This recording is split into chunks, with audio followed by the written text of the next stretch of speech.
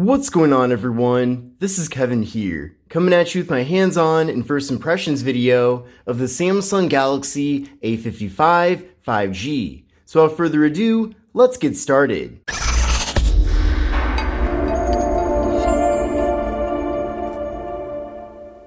So this is the Samsung Galaxy A55 5G. Now this phone was recently launched in March of 2024, and as the name of the phone does imply, it is the successor to last year's Galaxy A54. Now that phone and this phone do share a lot in common, but there are also quite a few improvements with this new generation, but I will be comparing those two devices in a separate video, so definitely make sure to check that out after watching this one. Now one of the signature new features here this time around with the Galaxy A55 5G definitely is to be this metal frame. It is made completely of metal, and we do have glass in the back of the phone in addition to the display itself.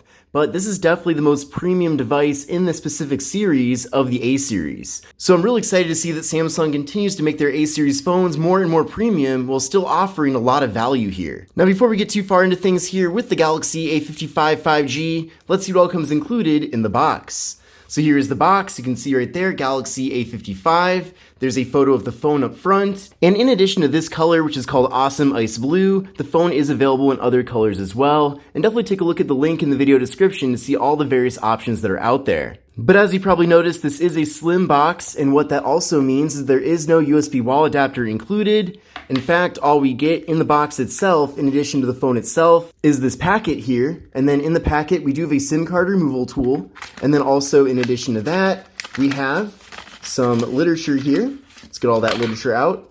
So there's some literature for the phone, and then we also have a double-sided USB-C cable for charging and data transfer. Now in 2024, it's definitely normal not to get a USB wall adapter included, but keep in mind that if you want to charge the phone at up to 25 watts, which is the maximum charging speed, you are going to have to use a USB wall adapter that is compatible with that. So for example, if you use the old 10-watt USB wall adapter that maybe came with a smartphone that you bought 5 years ago or something like that, then you're not going to be getting those full charging speeds here. Now with the Samsung Galaxy A55 5G, we're getting a very large 6.6-inch display.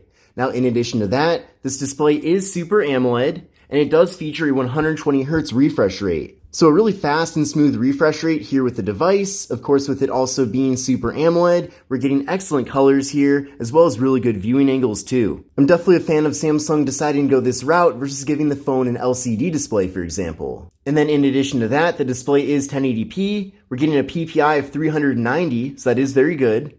We're also getting a 19.5:9 aspect ratio, so a more narrow but taller form factor here with the device. And then finally, we are getting an 85.8% screen-to-body ratio, so pretty small bezels all throughout.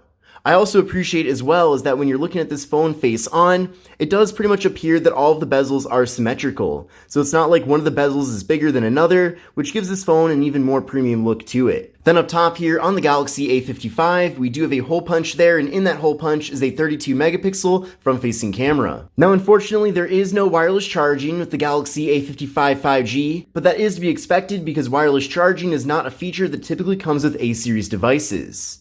Now internally, with the Galaxy A55 5G, we're getting 128 gigabytes of storage along with microSD card expansion. So it is cool to see there is an option for microSD card expansion, especially considering that with different devices from Samsung, such as all the various S-series phones, there is no SD card expansion. And then with this device, we are getting Face Unlock via the front-facing camera, and then we're also getting an in-display fingerprint sensor. So as you can see, it's really fast and smooth. Let's try that one more time. And there we go, it's really fast. Let's try that again.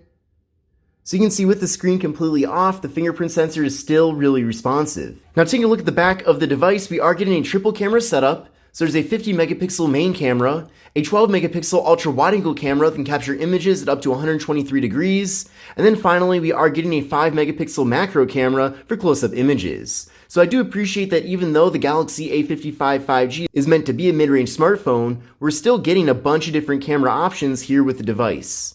And as far as video recording goes, this phone does support 4K video recording with both the rear and front cameras. Now here's how things look in the camera app on the Samsung Galaxy A55 5G. This is the main rear camera right now, and if you've used any Samsung device in the last 4 or 5 years especially, then this should all look very familiar to you. But we can go from here to 1x to 0.5 to access that ultra-wide camera. And then with that switch, we can fit a lot more content into a single frame here. So it's definitely a very useful feature, especially when it does come in handy the most. Now going over to the More tab, we can access the macro camera right there under macro. And then with that, we can get very close up and have things be in really good detail. So certainly a nice feature to have as well.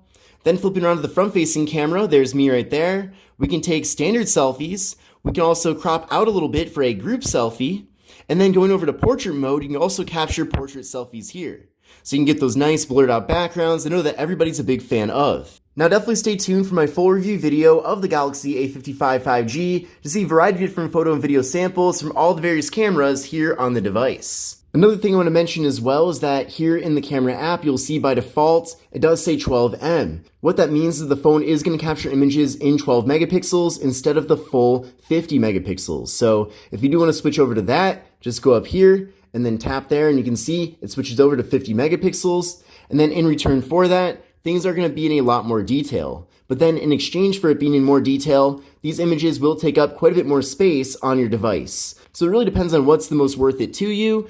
For me personally, there's some times where I will capture photos in the full megapixel count, no matter what phone I'm using, but then also on that device, maybe I'm taking photos more for fun and it's not as serious, then I will switch over to the regular or lower option, which in this case is 12 megapixels. Now internally here with the Galaxy A55 5G, we're getting 8 gigabytes of RAM paired up with the Samsung Exynos 1480 processor.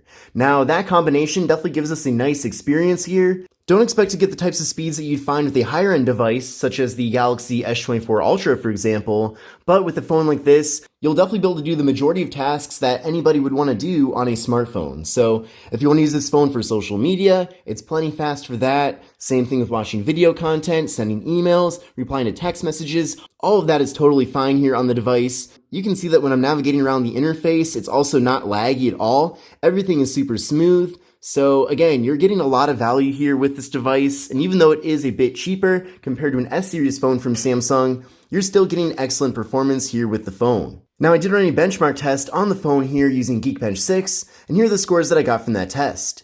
So I got a single core score of 1160 and a multi-core score of 3453. Now what I recommend doing is running this test on your current phone and then compare your scores to these scores to get a better idea of how the Galaxy A55 5G compares to what you currently have right now. Because if this phone is slower than your current smartphone, then it certainly wouldn't be an upgrade by any means. Now with this device, we're getting a very large 5000 milliamp hour internal battery. And along with that, definitely expect to get very good battery life here with the Galaxy A55 5G. Now, what's great is that in addition to having a very large battery, this phone also can recharge very quickly as well, which typically isn't something that you would find quite as much with an A-series smartphone from Samsung. But this phone does support up to 25 watt fast charging, and as I mentioned earlier on in the video, you definitely will want to make sure you're using a fast charger that is actually compatible with that. But once you get that charger and it's paired up with this device, you're going to have no problem quickly recharging the phone and getting back up to 100% so you can continue on with your day. Now with the Galaxy A55 5G, we are getting NFC, which is excellent if you like to use your phone for tap and pay. We're also getting IP67 dust and water resistance, which means this phone can go underwater for up to 1 meter for up to 30 minutes with no issues at all. And then another awesome thing too is that we are getting stereo speakers with the Galaxy A55. So when you're watching video content or listening to music, not only are you going to be getting sound out of the main speaker in the bottom of the phone, but also out of the top as well. Now taking a closer look at the hardware of this device, as I mentioned, it does feel very premium with these nice premium materials, but taking a look at the front panel, I already talked quite a bit here about the 6.6 inch Super AMOLED display. I also like too that we are getting very small bezels all throughout the device. On the left side of the phone, we have nothing here. Then on the right side of the phone, we have volume up, volume down, and the power button. Then up top here, we have the noise canceling microphone and also the slot for the micro SD card and SIM card. And then on the bottom of the phone, we're getting the microphone, USB-C port for charging and data transfer. And then we're also getting the speaker. And then on the back of the phone, we have this nice glass back to it. It does pick up some fingerprints, but I do appreciate that it is pretty premium here with it being made of glass. We're also getting that triple camera setup, and then finally the flash, along with the Samsung logo on the back here. But in conclusion, I'm really liking the Samsung Galaxy A55 5G. This phone definitely seems like a great mid-range option, especially for people who want almost a flagship experience, but without paying that full flagship price tag. But most importantly, I'm really curious to know what you think about the Samsung Galaxy A55 5G. Of course, I do have many other videos coming up about this phone here in the channel, so definitely stay tuned for those. But with all that said, this is Kevin here. This is the Samsung Galaxy A55 5G, and I will see you in the next one. Take care and have a great rest of your day.